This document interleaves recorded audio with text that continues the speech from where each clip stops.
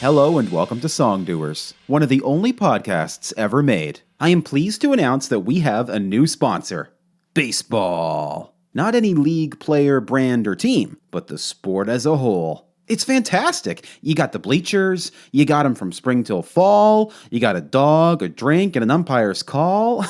You got everything. Soccer is more popular worldwide, but that's just because people are frightened of baseball. The ball comes flying in toward the batter, sometimes at speeds higher than 100 miles per hour. Try kicking a soccer ball that fast. You can't. And you never will. Just give up. Anyway, enjoy the episode. Episode 9. Frank Graham. Frank Graham is the writer, director, and producer of the 1990s musical The Lemonade Stand. But while lemonade stands sell lemonade, which is a drink that tastes good, Frank himself was more like what lemonade is made out of. Lemons! In that he was sour and cruel. Frank began writing The Lemonade Stand when he was in the 6th grade. He didn't finish writing it until he was 55 years old. When he finally shopped it around in 1994, no one wanted to produce it. They said no one was interested in lemonade anymore. They said it was over, man. Lemonade was dead, and the new drink was Appletinis. But Frank believed the public still was interested in lemonade. They just needed a musical to remind them how much lemonade totally rocked. So he sold his collection of 82 Babe Ruth baseball cards and produced the darn thing himself. After renting an expensive playhouse in downtown New York City, he ran auditions. The star of the musical was a young girl named Betty, and Frank knew finding the right Betty would be difficult. She had to be able to sing, dance, act, and make enough lemonade every show to fill the glasses of everyone in a 1,200-seat theater. Plus, she had to look 5 years old. After weeks of auditions, he finally found his star, Brenda Lighthouse. Brenda was 8 years old, but she could play 5 convincingly, and she had lemonade stand experience, which impressed Frank. But once the rehearsals started, Frank went from being impressed to being a nightmare to work with. And not a fun nightmare like Nightmare Before Christmas, but a scary nightmare like the horrors that fill your mind when you sleep. He yelled, clapped loudly in anger, and menacingly tore up the pages of his script while looking at you in the face. When the parents of his actors complained, he banned all adults from rehearsals. Some parents withdrew their children from the process. The ones who didn't bought into Frank's notion that anger and toxicity were the only way to get a good performance out of children. 1 week before opening night, after a rehearsal at which Frank had screamed so loudly at the children that his voice was hoarse and bloody, he went searching downstairs in the theater to try to find a cough drop. He entered a small room with a steel door that shut behind him. He was locked in the basement of the theater, and there were no cough drops in this room. Frank would be stuck in that room for more than 18 hours, and according to him, something miraculous happened while he was stuck down there. He was visited by 3 ghosts. The first 2 ghosts were easily disposed of. He trapped them in a vacuum cleaner. But the 3rd ghost wouldn't fit inside the vacuum cleaner because it was full of other ghosts. And also, the 3rd ghost was very large, like Andre the Giant. His name was Goso, and he circled around Frank over and over until Frank was dizzy and fell to the ground. "What do you want?" pleaded Frank. "For you to be nice to children who work in theater," answered Goso. "But I need them to perform to the level I know they're capable of, and fear is the best way to achieve this," explained Frank.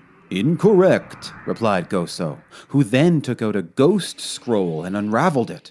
"There are 3 other ways to get exemplary performances out of your actors. Way the first, drugs. Way the second, replace them with lifelike robots. And way the third, and this is the preferred way, connect emotionally. Make them feel appreciated. Listen to their ideas. Trust them to make decisions about their characters, and if there is a difference in opinion regarding the direction of the project, explain to them your reasoning.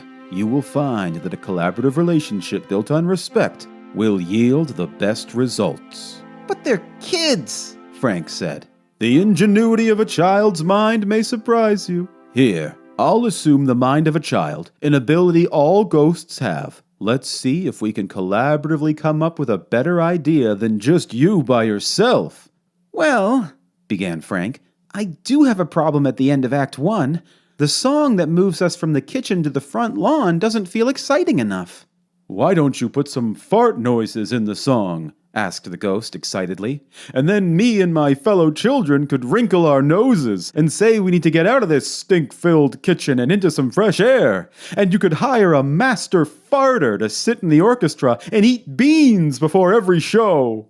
Frank nodded gravely. So Goso put his lips to the vacuum cleaner and sucked out his two brothers, and also some dirt, which made Goso cough in a silly way right in Frank's face, which kind of pissed him off. After that, the ghosts disappeared through the steel door, opening it for Frank to exit.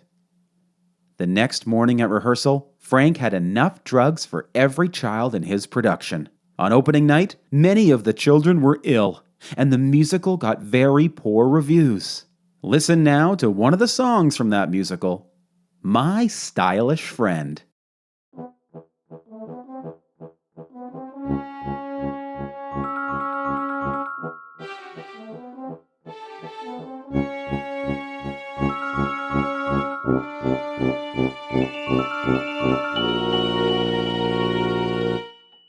Here he comes, down the lane, wearing a blazer that would drive you insane. His style, far and away, would be the coolest thing you'd seen in days. But you cannot see him, and only I can say, my imaginary friend has impeccable style. He can throw a baseball a country mile. He's extra good and barely bad, but you'll never meet him, which is sad. His multicolored coat and his batting stance and his dungarees are only 3 of 18 million things you'll never see. My imaginary friend is just about dead. The chemicals inside the clothes he wore seeped in his head. He was a Pro Bowl player of the 1970s. He made a movie overseas. His shirt was red, but he passed on. So if you're gonna be my new best friend, slide his denim jeans on your back end. Big shoes to fill, it's okay, just do every single little thing I say. Come on, new best friend, it's lemonade time. But you're still not him. Well, that's it for this week's episode of Songdoers. Someone has been emailing me at songdoers@gmail.com with love poems. They are signed by a secret admirer. If you are the secret admirer, you don't need to unmask yourself, but I should tell you that unfortunately I am taken. I do have a list of a few other people you can have a crush on, though. My neighbor Bill, the ice cream man, Campfire Rants, or my identical twin. He has the exact same voice as me, but looks totally opposite. He smells similar, but different. And his podcast is all about haircuts. Thank you.